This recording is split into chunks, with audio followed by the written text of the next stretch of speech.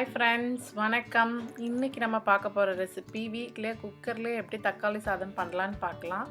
அதுக்கு நான் ஒரு குக்கர் எடுத்திருக்கேன். அதில் 2 டேபிள் ஸ்பூன் நெய் சேர்த்துருக்கேன். நெய் உருகினதும் ஒரு துண்டு பட்டை, 2 கிராம்பு, ஒரு பிரிஞ்சி இலை, ஒரு ஸ்டார் அன்னாசி பூ,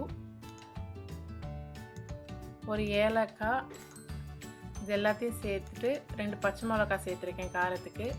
ஒரு வெங்காயத்தை பொடியாக கட் பண்ணி வச்சுருக்கேன், அதை சேர்க்குறேன். இப்போ வெங்காயம் கொஞ்சம் வதங்கி வந்ததும் அதில் 2 டேபிள் ஸ்பூன் இஞ்சி பூண்டு பேஸ்ட் ஆட் பண்ணுறேன். இப்போ இஞ்சி பூண்டு பேஸ்ட் பச்சை வாசனை போகிற வரைக்கும் வதக்கிக்கோங்க. இப்போ நான் வெட்டி வச்சுருக்கேன் 4 தக்காளி சேர்க்குறேன்.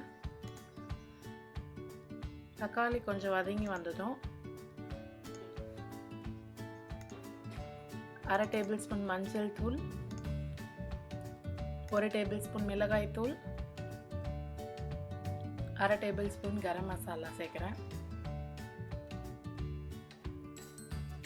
கொஞ்சமாக கொத்தமல்லி தழை, கொஞ்சம் புதினா, கொஞ்சம் கருவேப்பிலை சேர்த்துக்கிறேன். இப்போ சாதத்துக்கு தேவையான உப்பு சேர்த்துக்கலாம். நான் இன்றைக்கி 1 கப் அரிசி எடுத்திருக்கேன், அரிசி சேர்த்துக்கிறேன். 1 கப் ரைஸ்க்கு நான் இன்றைக்கி 1.5 கப் தண்ணி சேர்த்துருக்கேன்.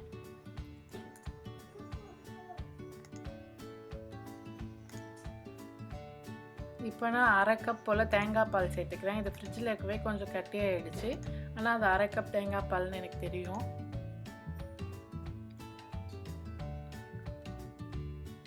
ஒரு கப் அரிசிக்கு 1.5 கப் தண்ணியும் 1/2 கப் தேங்காய் பாலும் சேர்த்துருக்கேன். இந்த டைமில் நீங்கள் உப்பு காரம் செக் பண்ணிக்கோங்க. ஒரு 1/2 டேபிள் ஸ்பூன் நெய் சேர்த்துக்கோங்க.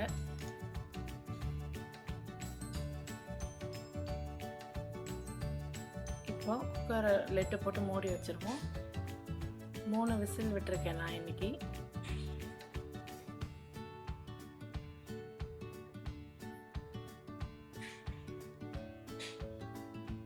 இப்போ ப்ரெஷர் குக்கர் கூல் டவுன் ஆனதும் நம்ம ஓப்பன் பண்ணி பார்த்துடலாம். நம்மளோட தக்காளி சாதம் ரொம்ப நல்லா வந்திருக்கு. இப்போ கொஞ்சம் தண்ணியாக இருக்க மாதிரி இருக்கும், ஆனால் ஆற அது சரியாக போயிடும். இதை ஒரு பிளேட்டில் போட்டு நம்ம சர்வ் பண்ணிடலாம். நம்மளோட சுவையான தக்காளி சாதம் ரெடி ஆகிடுச்சு. ட்ரை பண்ணி பாருங்கள். டேஸ்ட் நிஜமாக ரொம்ப நல்லாயிருக்கும், தேங்காய் பால்லாம் சேர்த்துருக்கிறதுனால. தேங்க்யூ ஃப்ரெண்ட்ஸ், தேங்க்யூ ஃபார் வாட்சிங்.